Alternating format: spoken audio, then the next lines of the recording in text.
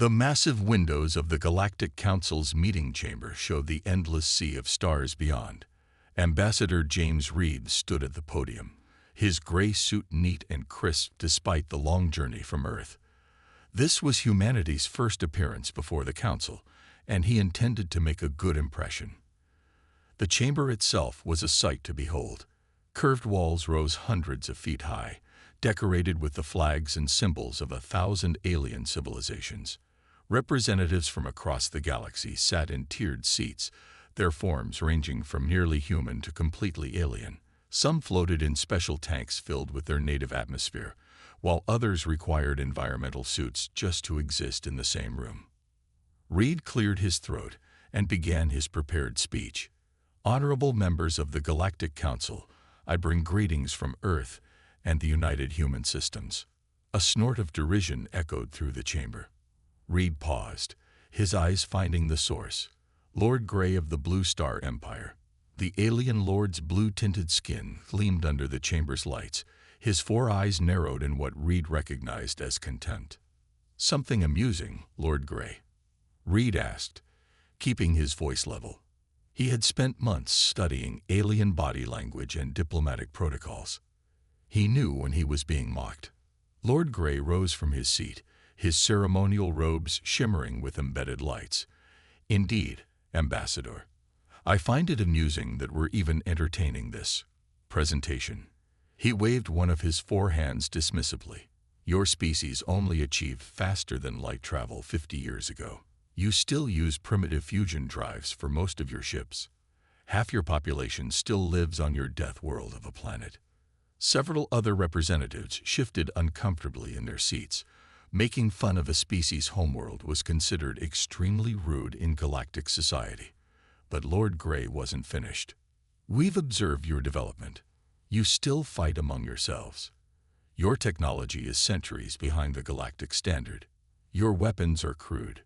Your ships are more like industrial vessels than proper spacecraft. He smiled, showing rows of perfectly white teeth. Perhaps you should return in another century or two, when you've actually achieved something worth noting. The chamber fell silent. All eyes turned to Reed, waiting to see how the human would respond to this blatant insult. Reed smiled. It wasn't a friendly smile. Those closest to the podium noticed that it didn't reach his eyes. Lord Grey, Reed said, his voice carrying clearly through the chamber, you make some interesting observations. Yes, we still use fusion drives. They're reliable, easy to maintain, and we can build them from materials found in any star system. Yes, many of us still live on Earth. We're quite fond of our homeworld, dangerous as you might find it. He stepped away from the podium, his movements calm and measured.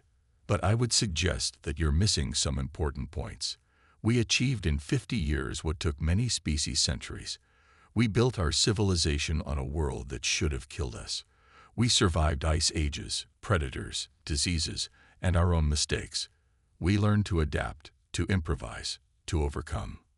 Reed's smile faded. And those industrial vessels you mock. There's a saying on Earth, necessity is the mother of invention. We learned to work with what we had. To turn simple tools into solutions. To see possibilities where others see limitations. He turned to address the entire chamber now. Humanity doesn't come before this council begging for acceptance. We come offering friendship, trade, and mutual growth. We bring new perspectives, different ways of solving problems. Yes, our technology might seem primitive to some, but I invite you to look deeper than surface appearances. Looking directly at Lord Grey, Reed delivered his final words. Because if there's one thing humans have learned from living on our death world, it's this. Underestimating a species because they're different is a dangerous mistake. One that rarely ends well for those who make it. The chamber erupted in murmurs. Several representatives were nodding thoughtfully. A few were looking at Lord Grey with something close to pity. Reed returned to the podium, straightened his papers, and continued his presentation as if nothing had happened. But everyone in the chamber had received his message loud and clear.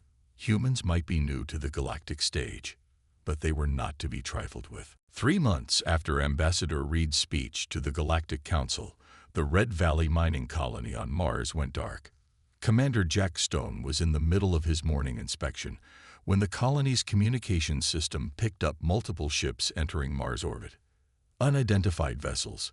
This is Red Valley Colony, the communications officer called out. You are entering restricted space. Please identify yourselves. The response came in the form of 5 Blue Star Empire warships dropping out of their stealth fields, their weapons already charged. Stone looked at the tactical display and frowned. How many people do we have on site today? 212 miners, 30 support staff, and 15 security personnel. His assistant reported quickly. Stone nodded slowly. They weren't soldiers. They were miners, engineers, and technicians. But they were also humans who had chosen to live on Mars. People who were used to surviving in one of the harshest environments humans had ever settled. The comm system crackled. Primitive humans. A familiar voice filled the control room. Lord Gray's tone was dripping with contempt. Your mining colony is now under the protection of the Blue Star Empire. Surrender your facilities, and you will be allowed to leave with your personal belongings. Stone pressed the comm button. Lord Gray, this is Commander Stone. I'm afraid we'll have to decline your generous offer. This colony is sovereign human territory. Commander, you have no defenses, no warships, and no hope of rescue. Earth is 20 minutes away at maximum speed. Be reasonable. Stone smiled. It wasn't a pleasant smile. Lord Gray, I'm going to give you one chance to leave. Just one. Laughter echoed through the speakers. You are either very brave or very foolish, Commander. We will begin our landing approach. Do not resist, or we will be forced to demonstrate our superior technology. Stone turned to his people. All right, folks. They want to see how primitive humans handle things. Let's show them what Mars colonists can do. Activate Protocol Hammer. The next 30 minutes were a harsh education for the Blue Star Empire's forces. As their shuttles approached the landing pads, they found their sensors scrambled by the colony's communication arrays, hastily reprogrammed to emit interference patterns. When they tried to land at the secondary sites, they discovered that the miners had used their drilling rigs to collapse the ground underneath, creating treacherous sinkholes. 3 shuttles were damaged before they realized the danger. The aliens finally managed to land a kilometer from the colony. As their troops began their march across the Martian surface, they faced a barrage of mining charges, normally used for breaking up rock formations, now repurposed as improvised explosives. Industrial lasers, designed for cutting through Martian bedrock, had been quickly modified and mounted on the colony's maintenance vehicles. They weren't as powerful as military weapons, but they were more than capable of cutting through alien combat armor. This is impossible. Lord Gray's voice had lost its arrogant edge. You're just miners. How are you doing this? Stone watched from the control room as another group of alien soldiers retreated from a barrage of mining equipment turned weapons. You see, Lord Gray, humans have a special talent. We're really good at turning tools into weapons when we need to. Every miner here knows how to rebuild, repurpose, and improvise with their equipment. It's how we survive on Mars. He paused to watch a group of maintenance workers use a modified drilling rig to disable an alien tank. And you just made us need to. You can't hold out forever, Lord Gray sputtered. Reinforcements are coming. Oh, I'm counting on it, Stone replied calmly. Because right now, every ship in the Earth Defense Force is heading this way. And unlike us miners, they won't be fighting you with repurposed industrial equipment. The alien forces retreated an hour later, leaving behind 3 damaged shuttles and a lot of broken equipment. As they fled back to their ships, Stone sent one final message. Lord Gray, there's an old saying on Earth. Don't poke the bear.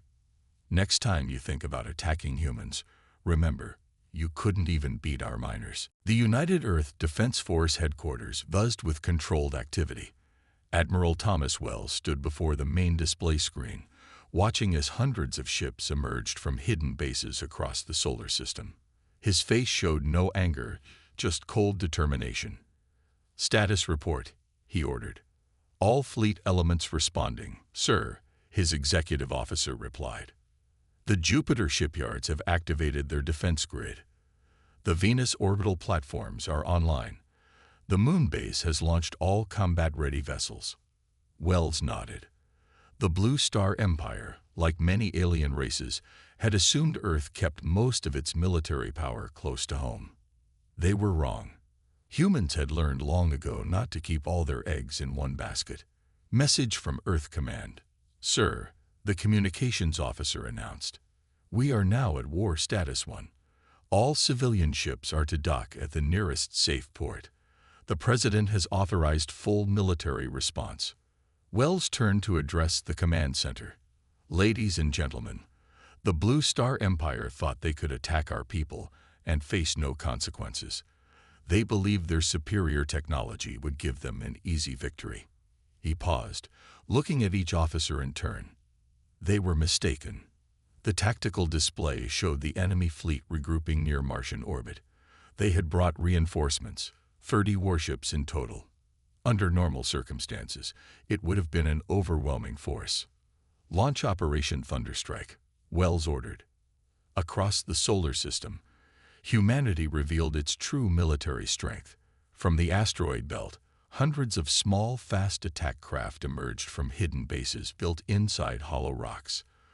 From the moons of Jupiter, larger warships appeared, their fusion drives lighting up the darkness. But the biggest surprise came from Earth itself. What the aliens had dismissed as simple communication satellites revealed themselves to be weapon platforms.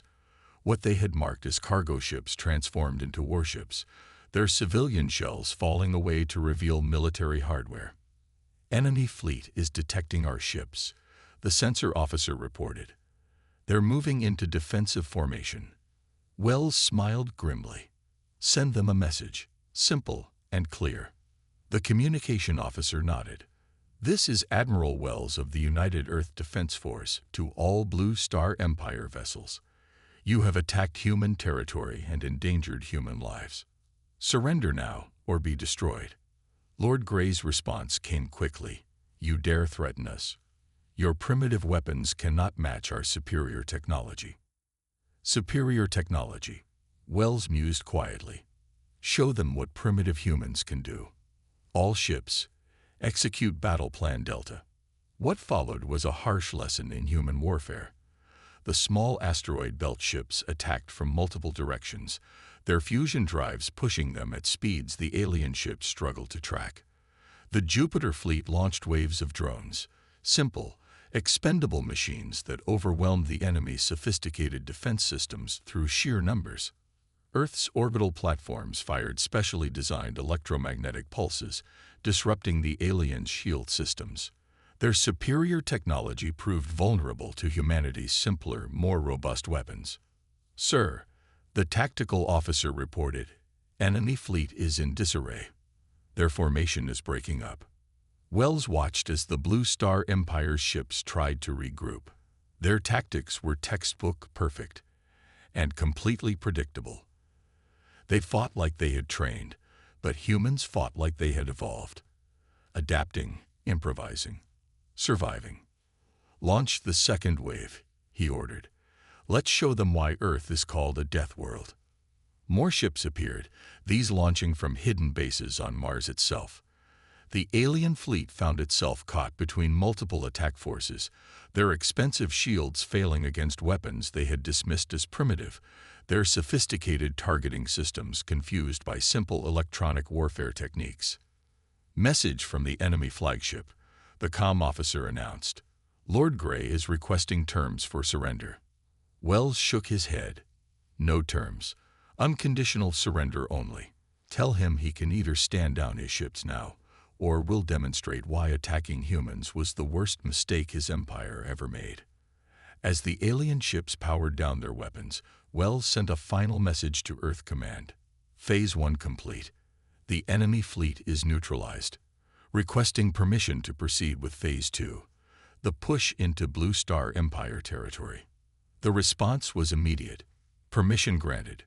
Show them why humans are not to be angered. The maintenance chief aboard the human warship Thunderchild wiped grease from his hands as he finished the modifications. Around him, his engineering team was busy adapting captured alien technology into their systems. It had taken them just 3 days to figure out how the Blue Star Empire's shield generators worked. It took them 2 more days to improve them. Status report. Captain Foster called from the doorway. She had come down from the bridge to see the progress herself. "You're going to love this, Captain," the chief grinned. "Their shields are fancy, but they waste too much power trying to block everything. We've modified them to be selective. They'll still stop their plasma weapons, but our kinetic rounds will pass right through." Foster nodded approvingly. This was why humans were winning the war. While the Blue Star Empire relied on their standard tactics and technology, humans were constantly adapting, improving, and finding new ways to fight. "How's the weapon integration coming along?" she asked, walking over to where another team was working on a captured alien cannon. "Even better," a young engineer replied. "These plasma weapons are powerful, but they're too complicated. We stripped out all the fancy targeting computers and replaced them with our own systems. Now they fire twice as fast, even if they're a bit less accurate." Foster smiled. The aliens never seemed to understand why humans preferred simpler, more reliable systems. They called it primitive. Humans called it practical. The ship's intercom crackled. "Captain to the bridge. Enemy fleet detected." When Foster arrived on the bridge, the tactical display showed 5 Blue Star Empire warships approaching. They were bigger than the Thunderchild, with more weapons and stronger shields. By all normal measures, it should have been an unfair fight. "Battle stations," Foster ordered calmly. "Let's show them our new tricks." The enemy ships opened fire first, their plasma weapons lighting up space, but the Thunderchild's modified shields flickered in a new pattern, letting the energy wash around them instead of trying to block it completely. "Their commander is hailing us," the comm officer reported. "Put them through," Foster said. The alien commander appeared on screen, his blue skin dark with anger. "Human vessel, you are outgunned and outnumbered. Surrender now." "Actually," Foster replied with a smile, "I was about to offer you the same deal." She cut the transmission before he could respond. "Launch the drones." Hundreds of small objects ejected from the Thunderchild's cargo bay. The alien sensors would show them as debris, another human, primitive tactic. But each piece of apparent space junk contained a simple but powerful electromagnetic pulse generator, built from modified mining equipment. "Drones in position," Tactical reported. "Enemy ships are surrounded. Activate them." The debris came to life, creating a web of electromagnetic pulses that played havoc with the aliens' sophisticated systems. Their shields flickered as their power systems tried to compensate. "Now show them what a primitive ship can do," Foster ordered. The Thunderchild's railguns opened up, firing simple metal slugs at incredible speeds. The enemy's weakened shields couldn't stop them. At the same time, their modified plasma cannons fired, more powerful than the originals thanks to human engineering. In less than 10 minutes, 3 enemy ships were disabled, 1 was destroyed, and the last was retreating. "Send word to command," Foster ordered. "Tell them the modifications work better than expected, and send the engineering specs to the rest of the fleet." That was another thing the aliens didn't understand about humans. They shared information, adapted quickly, and learned from each other. While the Blue Star Empire kept their best technology limited to their elite ships, humans made sure every advantage was spread across their entire fleet. Message from the disabled ships, communications reported. "They're surrendering." Foster nodded. "Accept their surrender. And get our engineering teams ready. Looks like we got some new alien tech to study and improve." As her crew secured the enemy vessels, Foster thought about how the aliens had called humans primitive. They never seemed to realize that humans' greatest strength wasn't their technology. It was their ability to take any technology and make it work better through simple, practical improvements. The war was far from over, but with each battle, humans were proving why they had survived on their death world. They didn't just adapt to challenges, they mastered them. Deep within Blue Star Empire space, aboard their mighty flagship, Star Crown, Lord Grey paced nervously. The war had not gone as planned. Reports from across the front lines told the same story. The humans weren't just fighting back, they were winning. "My lord," his aide rushed in, "we've lost contact with the 7th Fleet." Grey slammed his fist on the command console. "Impossible. That was our strongest fleet. 20 of our most advanced warships. Sir, the humans, they're using our own weapons against us. But they've changed them, made them work differently. Our defenses aren't prepared for." Warning alarms cut through the air. Red lights flashed across the bridge. The massive ship shuddered as if struck by an invisible hand. "Report," Grey shouted. "Multiple human ships detected inside our defense grid." The sensor officer yelled. "But that's impossible. They're using our own stealth technology." On the main screen, 5 human vessels appeared, dropping their stealth fields. They were smaller than the Star Crown, built from what looked like parts of different ships merged together. Leading them was the Thunderchild, now famous across both fleets. "This is Captain Foster of the Earth Defense Force." A calm voice came through the speakers. "Your outer defenses have been disabled. Your communication networks are blocked. You have 2 options, Lord Grey: surrender or watch how humans fight when we're really trying." Grey laughed, but there was fear in his voice. "You think 5 ships can defeat the Star Crown? This is the mightiest vessel in the Empire." "Look again," Foster replied. The sensor officer's voice shook. "My lord, the human ships, they're launching something. Thousands of small objects." "Just debris," Grey said confidently. "Their primitive trick won't work twice." But it wasn't the same trick. Each piece of debris suddenly came alive, revealing itself as a small, remote-controlled repair drone.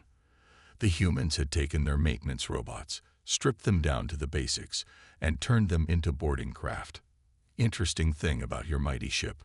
Foster's voice was almost cheerful. "Its defensive screens are designed to stop weapons, not maintenance equipment.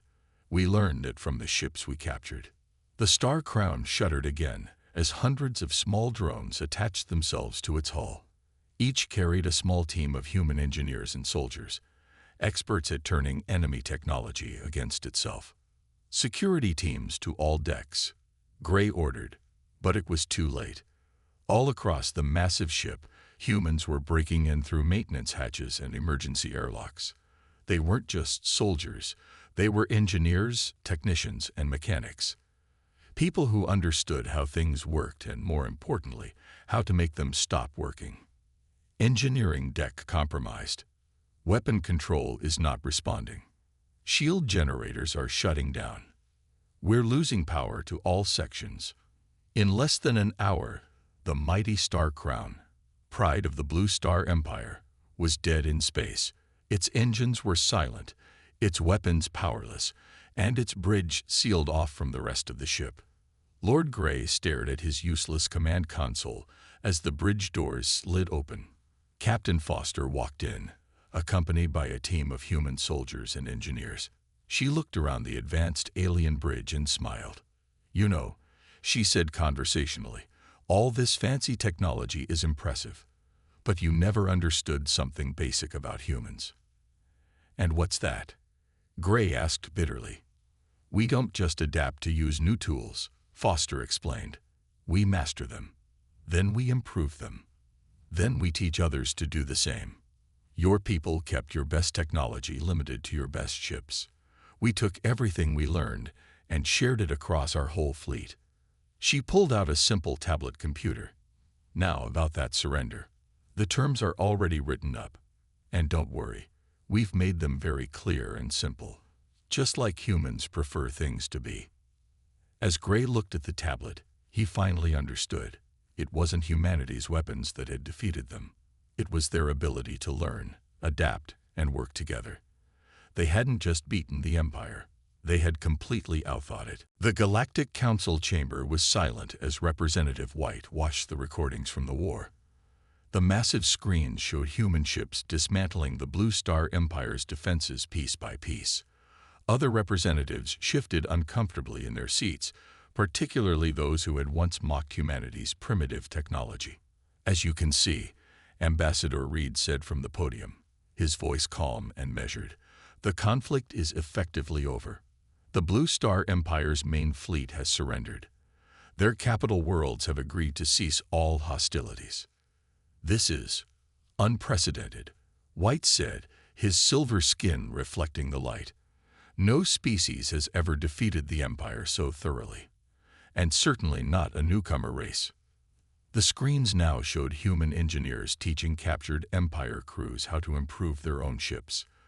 This wasn't just a victory. It was a complete reversal of what everyone had expected. "The question before this council," White continued, "is what happens now. Humans have proven themselves far more capable than anyone anticipated. Some members are concerned." Reed smiled. It was the same smile he had shown months ago when Lord Grey had mocked humanity. "Are they concerned that we'll follow the Empire's example, that we'll use our victory to start conquering others?" Murmurs filled the chamber. That was exactly what many feared. "Let me show you something else," Reed said. He pressed a button, and the screens changed. They showed human medical teams treating wounded Empire soldiers, engineers helping repair damaged civilian infrastructure on Empire worlds, supply ships delivering food and aid to planets cut off by the fighting. "Humanity fought this war because we had to," Reed explained. "The Empire attacked our people, threatened our colonies. We defended ourselves. But now that the fighting is over, we choose to help rebuild." "But why?" asked a representative from a warrior species. "You have proven your strength. You could demand anything." "Because that's not who we are," Reed replied. "Yes, humans can be terrible enemies when provoked, but we can also be the best allies you've ever had." He gestured to a new set of images, human scientists working with Empire engineers, sharing knowledge and improvements. "We don't want to rule over others. We want to trade, to learn, to grow together." The Empire's mistake wasn't just attacking us. It was assuming that different means inferior. White leaned forward. "What are your demands for peace, then?" "Simple ones," Reed said. "The Empire will pay to rebuild the Mars colony they attacked. They will acknowledge humanity's right to exist as equals in the galactic community, and they will open their borders for free trade and cultural exchange." That's all. White was surprised. No territorial demands. No technology transfers. Reed shook his head. "We don't need their territory. We're still exploring our own star systems. As for technology," he smiled again, "we've already improved most of what we captured. What we want now is to share knowledge, not take it by force." The chamber erupted in discussion. Representatives turned to their neighbors, talking excitedly. This was not how wars usually ended in the galaxy. Victors took. They demanded. They punished. They didn't offer help and ask for cooperation. "There is one more thing," Reed added, waiting for quiet. "We want this to serve as a lesson. Not about human strength, but about human nature. We can be the best friends you've ever had, or the worst enemies you've ever faced. The choice isn't ours. It's yours." White looked around the chamber, seeing the impact of Reed's words. Species that had dismissed humans as primitive were now watching them with new respect. Those who had feared human vengeance were realizing they had misjudged them again. "The galaxy," White said finally, "has much to learn from humanity, it seems." "Yes," Reed agreed, starting with the most important lesson of all. "Please, don't anger the humans, because we'd much rather be your friends." 1 year after the war's end, the Mars colony of Red Valley had changed. Where there had once been simple mining facilities, now stood a thriving city. Human and alien technologies worked together, creating something new and better than either could have achieved alone.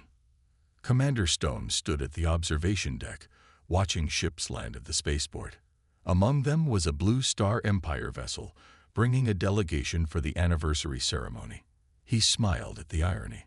The colony they had tried to conquer was now their biggest trading partner. Still hard to believe, isn't it? Captain Foster asked, joining him at the window. After the war, she had become a legendary figure, but she preferred staying with her ship and crew. That we're hosting the people who tried to destroy us. Stone shook his head. Actually, it makes perfect sense. It's the human way. Fight hard if we must, but be ready to make peace when it's over. The ceremony was held in the colony's new central plaza. Representatives from across the galaxy had come to witness what many called the Mars Miracle, former enemies working together to build something greater than the sum of its parts. Lord Grey stood at the podium, looking very different from the arrogant noble who had once mocked humanity. The war had taught him humility, and the peace had taught him wisdom. 1 year ago, he began, I made the worst mistake of my life. I thought different meant inferior. I thought older meant better. I thought power meant right. He paused, looking at the mixed crowd of humans and aliens.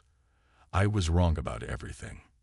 Admiral Wells, now leader of the combined human-alien defense fleet, nodded approvingly.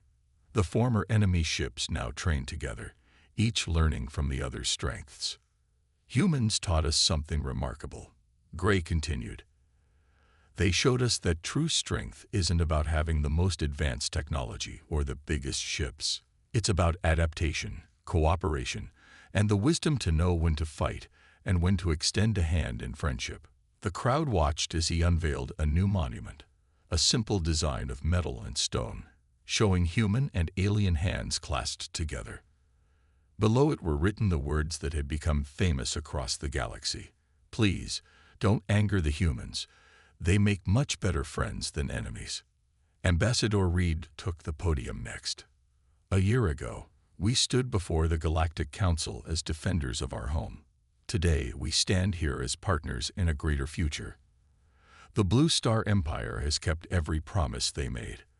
They helped rebuild what was damaged, and together, we've built so much more. He gestured to the colony around them. Look at what we've achieved together. Human practical engineering combined with Empire advanced technology. Our creativity matched with their experience. We've turned a mining colony into a symbol of what's possible when different species work together. The celebration continued into the night. In the colony's workshops, human engineers worked alongside alien technicians, combining their knowledge to create new innovations. In the medical centers, doctors from both species shared their healing arts. In the schools, children of all races learned each other's histories and dreams. Stone found himself back at the observation deck, watching the stars. Foster joined him again, along with Lord Grey.